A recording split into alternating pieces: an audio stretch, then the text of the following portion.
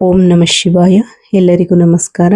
ಇಂದು ಈ ವಿಡಿಯೋದ ಮೂಲಕ ಮಕರ ರಾಶಿಯವರ ಜಾತಕದ ಫಲಿತಾಂಶಗಳ ಬಗ್ಗೆ ತಿಳಿದುಕೊಳ್ಳೋಣ. ಈ ರಾಶಿಯವರಿಗೆ ಜುಲೈ 31 ಶುಕ್ರವಾರ ಸಂಜೆ 4:50 ನಂತರ ನಿಮ್ಮ ಜೀವನದಲ್ಲಿ ನಡೆಯಲಿರುವ ಕೆಲವು ಘಟನೆಗಳನ್ನು ತಿಳಿದರೆ ನೀವು ಖಂಡಿತವಾಗಿಯೂ ಆಶ್ಚರ್ಯಚಕಿತರಾಗಿರುವಿರಿ. ಏಕೆಂದರೆ ಈ ಸಮಯದ ನಂತರ ನಿಮ್ಮ ಜೀವನದಲ್ಲಿ ನಡೆಯುವ ಕೆಲವು ಬೆಳವಣಿಗೆಗಳು ನೀವು ಊಹಿಸದ ರೀತಿಯಲ್ಲಿರುತ್ತವೆ. ನೀವು ಇದುವರೆಗೂ ಅನೇಕ ಪ್ರಯತ್ನಗಳನ್ನು ಮಾಡಿರಬಹುದು, ಹಲವಾರು ವಿಷಯಗಳನ್ನು ತಿಳಿದುಕೊಳ್ಳಲು ಯತ್ನಿಸಿರಬಹುದು. ಆದರೆ ಇದುವರೆಗೆ ನಿಮಗೆ ತಿಳಿಯದ ಕೆಲವು ಸತ್ಯಗಳು, ಕೆಲವು ರಹಸ್ಯಗಳು ಇಂದು ನಿಮ್ಮ ಮುಂದೆ ಬಹಿರಂಗವಾಗುವ ಸಾಧ್ಯತೆಗಳು ಹೆಚ್ಚು ಕಾಣುತ್ತಿವೆ. ಹಾಗಾದರೆ ಇಂದು ಸಂಜೆ 4:50 ನಂತರ ನಿಮ್ಮ ಜೀವನದಲ್ಲಿ ಏನು ನಡೆಯಲಿದೆ, ಯಾವ ರೀತಿಯ ಬದಲಾವಣೆಗಳು ಎದುರಾಗಲಿವೆ ಎಲ್ಲವನ್ನ ಈ ವಿಡಿಯೋದಲ್ಲಿ ಸಂಪೂರ್ಣವಾಗಿ ತಿಳಿಸುತ್ತೇನೆ. ಆದ್ದರಿಂದ ಈ ವಿಡಿಯೋವನ್ನು ಮಧ್ಯದಲ್ಲಿ ಬಿಡದೆ ಕೊನೆಯವರೆಗೂ ನೋಡಿ. ಆಗ ಮಾತ್ರ ಎಲ್ಲ ವಿಷಯಗಳು ನಿಮಗೆ ಸ್ಪಷ್ಟವಾಗಿ ಅರ್ಥವಾಗುತ್ತವೆ. ಈ ರಾಶಿಯವರ ಸ್ವಭಾವದ ಬಗ್ಗೆ ಹೇಳುವುದಾದರೆ, ನೀವು ಸಾಮಾನ್ಯ ಜೀವನವನ್ನು ಇಷ್ಟಪಡುವವರು. ಅನಗತ್ಯ ಆಡಂಬರ, ತೋರಿಕೆ ಅಥವಾ ವೈಭವದ ಜೀವನದ ಹಿಂದೆ ಓಡುವವರಲ್ಲ. ನಿಮ್ಮ ವ್ಯಕ್ತಿತ್ವವೇ ವಿಭಿನ್ನವಾಗಿರುತ್ತದೆ. ನೀವು ಒಮ್ಮೆ ಯಾರನ್ನಾದರೂ ನಂಬಿದರೆ ಅವರಿಗಾಗಿ ಕೊನೆಯವರೆಗೂ ನಿಲ್ಲುವ ಗುಣ ನಿಮ್ಮದು. ಅವರ ಕಷ್ಟದಲ್ಲಿ ಬೆಂಬಲವಾಗಿ ನಿಂತು ಸಹಾಯ ಮಾಡುವ ಮನಸ್ಸು ನಿಮ್ಮಲ್ಲಿರುತ್ತದೆ. ಮಕರ ರಾಶಿಯು ರಾಶಿ ಚಕ್ರದ 10ನೇ ಜ್ಯೋತಿಷ್ಯ ಚಿಹ್ನೆಯಾಗಿದೆ. ಮಕರ ರಾಶಿಯು ಉತ್ತರಾಷಾಢ ನಕ್ಷತ್ರ 2, 3 ಮತ್ತು 4ನೇ ಪಾದಗಳು, ಶ್ರವಣ ನಕ್ಷತ್ರ 1, 2, 3 ಮತ್ತು 4 ಪಾದಗಳು, ಧನಿಷ್ಠ ನಕ್ಷತ್ರ 1 ಮತ್ತು 2ನೇ ಪಾದಗಳು, ಒಟ್ಟು 9 ಪಾದಗಳನ್ನು ಒಳಗೊಂಡಿದೆ. ಇದರ ಗ್ರಹಾಧಿಪತಿಯು ಶನಿಯಾಗಿರುತ್ತಾನೆ. ಮಕರ ರಾಶಿಯವರಿಗೆ ಶನಿವಾರ ಮತ್ತು ಶುಕ್ರವಾರ ಶುಭ ದಿನಗಳಾಗಿರುತ್ತವೆ. ಅದೃಷ್ಟದ ಬಣ್ಣ ಕಪ್ಪು, ಕಡು ನೀಲಿ ಮತ್ತು ನೀಲಿಯಾಗಿರುತ್ತದೆ. ಅದೃಷ್ಟದ ರತ್ನ ನೀಲಮಣಿಯಾಗಿರುತ್ತದೆ. ಈಗ ನಾವು ಮಕರ ರಾಶಿಯವರ ಬಗ್ಗೆ ತಿಳಿದುಕೊಳ್ಳೋಣ. ಮಕರ ರಾಶಿಯವರೇ, ಆದರೆ ಒಂದು ವಿಷಯವನ್ನು ನೀವು ಎಂದಿಗೂ ಸಹಿಸುವುದಿಲ್ಲ, ಅದು ನಂಬಿಕೆ ದ್ರೋಹ. ಈ ರಾಶಿಯವರ ಸ್ನೇಹ ಸಿಗುವುದು ತುಂಬ ಕಷ್ಟ. ಆದರೆ ಒಮ್ಮೆ ನಿಮ್ಮ ಸ್ನೇಹ ಸಿಕ್ಕರೆ ನೀವು ಕುಟುಂಬದ ಸದಸ್ಯರಂತೆ ಜೊತೆಗಿರುವವರು. ನಿಮ್ಮಿಂದ ಸಾಧ್ಯವಾದ ಸಹಾಯವನ್ನು ಮಾಡಲು ಎಂದಿಗೂ ಹಿಂದೇಟು ಹಾಕುವುದಿಲ್ಲ. ಯಾವುದೇ ಕಾರ್ಯಕ್ರಮವಾಗಲಿ, ಯಾವುದೇ ಜವಾಬ್ದಾರಿಯಾಗಲಿ ನೀವು ಉತ್ಸಾಹದಿಂದ ಮುಂದೆ ಬರುವವರು. ಆದರೆ ನಿಮ್ಮಲ್ಲಿರುವ ಒಂದು ದುರ್ಬಲತೆ ಎಂದರೆ ನಿಮ್ಮ ಮನಸ್ಸಿನಲ್ಲಿರುವ ವಿಷಯವನ್ನು ಎಲ್ಲರ ಮುಂದೆ ಹೇಳುವುದಿಲ್ಲ. ಆದರೆ ಒಮ್ಮೆ ಹೇಳಲು ನಿರ್ಧರಿಸಿದರೆ 100% ಸತ್ಯವನ್ನೇ ಹೇಳುತ್ತೀರಿ. ಸುಳ್ಳು ಅಥವಾ ನಾಟಕ ನಿಮ್ಮ ಸ್ವಭಾವದಲ್ಲೇ ಇರುವುದಿಲ್ಲ.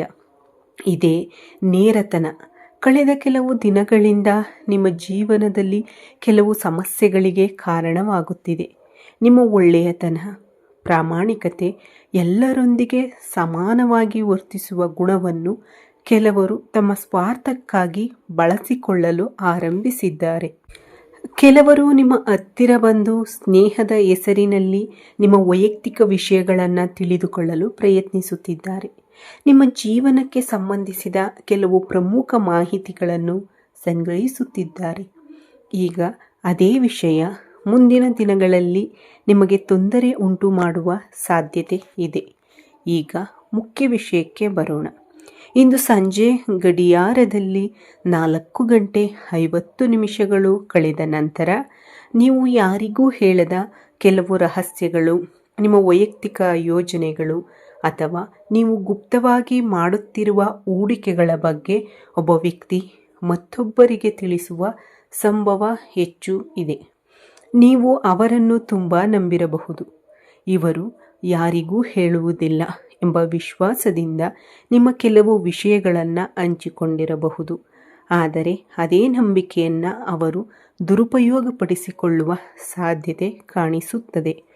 ಕೆಲವರು ಯಾವುದೇ ಮುಜುಗರವಿಲ್ಲದೆ ನಿಮ್ಮ ಎದುರೇ ನಿಮ್ಮ ವೈಯಕ್ತಿಕ ವಿಷಯಗಳನ್ನು ಪ್ರಶ್ನಿಸಬಹುದು. ಇನ್ನು ಕೆಲವರು ನಿಮ್ಮ ಬಗ್ಗೆ ನಕಾರಾತ್ಮಕವಾಗಿ ಮಾತನಾಡಬಹುದು. ನೀವು ಯಾರ ಬಗ್ಗೆ ಏನು ಯೋಚಿಸುತ್ತೀರಿ ಎಂಬ ವಿಷಯಗಳನ್ನು ಅವರು ಇತರರ ಮುಂದೆ ಹೇಳುವ ಸಾಧ್ಯತೆ ಇದೆ.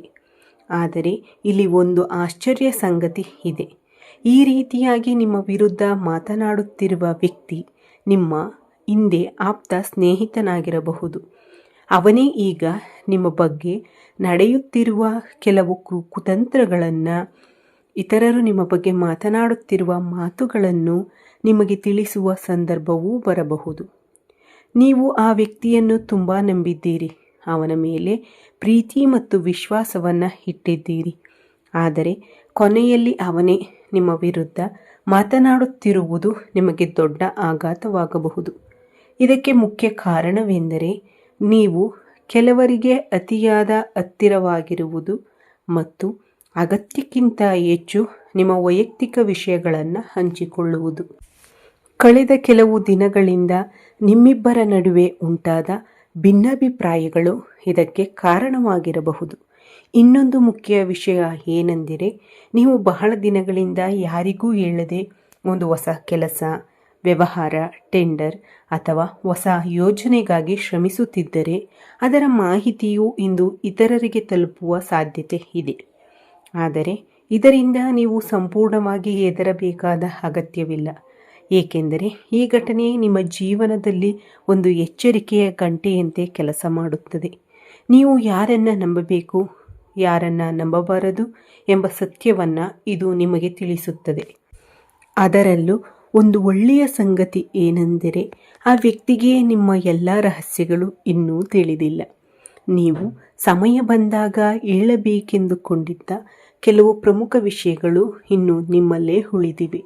ಅವು ಅವರ ಕೈಗೆ ಸಿಕ್ಕರೆ ಮುಂದಿನ ದಿನಗಳಲ್ಲಿ ದೊಡ್ಡ ಸಮಸ್ಯೆಗಳು ಎದುರಾಗುವ ಸಾಧ್ಯತೆ ಇರುತ್ತದೆ. ಆದ್ದರಿಂದ ಇಂದು ಆ ವ್ಯಕ್ತಿಯ ನಿಜವಾದ ಮುಖ ಬಹಿರಂಗವಾಗುತ್ತಿರುವುದು ಕೊನೆಗೆ ನಿಮ್ಮ ಒಳಿತಿಗೆ ಕಾರಣವಾಗಬಹುದು. ಇಂದು ನೀವು ಸಾಧ್ಯವಾದರೆ ಕನಕದುರ್ಗ ಅಮ್ಮನವರನ್ನು ಭಕ್ತಿಯಿಂದ ಪೂಜಿಸಿ. ನಿಮ್ಮ ಮನಸ್ಸಿನಲ್ಲಿರುವ ಪ್ರತಿಯೊಂದು ವಿಷಯವನ್ನು ಎಲ್ಲರೊಂದಿಗೂ ಹಂಚಿಕೊಳ್ಳಬೇಡಿ. ಪ್ರತಿಯೊಂದು ರಹಸ್ಯವೂ ಒಂದು ದಿನ ಹೊರಬರಬಹುದು ಎಂಬುದನ್ನು ಯಾವಾಗಲೂ ನೆನಪಿನಲ್ಲಿಟ್ಟುಕೊಳ್ಳಿ. ಯಾರಾದರೂ ನಿಮ್ಮ ಬಗ್ಗೆ ತಪ್ಪಾಗಿ ಮಾತನಾಡಿದರೂ ಆತುರ ಪಡಬೇಡಿ, ಕೋಪಗೊಳ್ಳಬೇಡಿ. ಕಾಲವೇ ಪ್ರತಿಯೊಬ್ಬರಿಗೂ ಸರಿಯಾದ ಉತ್ತರವನ್ನು ಕೊಡುತ್ತದೆ. ನೀವು ನಿಮ್ಮ ಕೆಲಸದಲ್ಲಿ ಪ್ರಾಮಾಣಿಕರಾಗಿರಿ, ಸತ್ಯ ಮತ್ತು ನೀತಿಯ ಮಾರ್ಗದಲ್ಲಿ ನಡೆಯಿರಿ. ನಿಮ್ಮ ಕುಟುಂಬದವರೊಂದಿಗೆ ಅಗತ್ಯವಾದ ವಿಷಯಗಳನ್ನು ಹಂಚಿಕೊಳ್ಳಿ. ಆದರೆ ಪ್ರತಿಯೊಬ್ಬರನ್ನು ಅತಿಯಾಗಿ ನಂಬುವ ಅಭ್ಯಾಸವನ್ನು ಸ್ವಲ್ಪ ಕಡಿಮೆ ಮಾಡಿಕೊಳ್ಳಿ. ಜಾಗರೂಕರಾಗಿರಿ, ವಿವೇಕದಿಂದ ನಿರ್ಧಾರ ತೆಗೆದುಕೊಳ್ಳಿ. ನಿಮ್ಮ ಜೀವನದಲ್ಲಿ ಒಳ್ಳೆಯದಾಗಲಿ ಎಂದು ಹಾರೈಸುತ್ತೇನೆ. ನಿಮಗೆ ಕನಕದುರ್ಗ ಅಮ್ಮನವರ ಮೇಲೆ ಭಕ್ತಿ ಇದ್ದರೆ ಈ ವಿಡಿಯೋವನ್ನು ಲೈಕ್ ಮಾಡಿ, ನಿಮ್ಮ ಸ್ನೇಹಿತರೊಂದಿಗೆ ಹಂಚಿಕೊಳ್ಳಿ ಮತ್ತು ನಮ್ಮ ಚಾನಲ್ಗೆ ಸಬ್ಸ್ಕ್ರೈಬ್ ಮಾಡುವುದನ್ನು ಮರೆಯಬೇಡಿ. ಇನ್ನೊಂದು ಹೊಸ ಮತ್ತು ಉಪಯುಕ್ತ ವಿಡಿಯೋದಲ್ಲಿ ಮತ್ತೆ ಭೇಟಿಯಾಗೋಣ. ಧನ್ಯವಾದಗಳು. ಈ ವಿಡಿಯೋ ವೀಕ್ಷಿಸಿದ ನನ್ನ ಎಲ್ಲ ವೀಕ್ಷಕ ಬಂಧುಗಳಿಗೂ ಹೃತ್ಪೂರ್ವಕ ವಂದನೆಗಳು.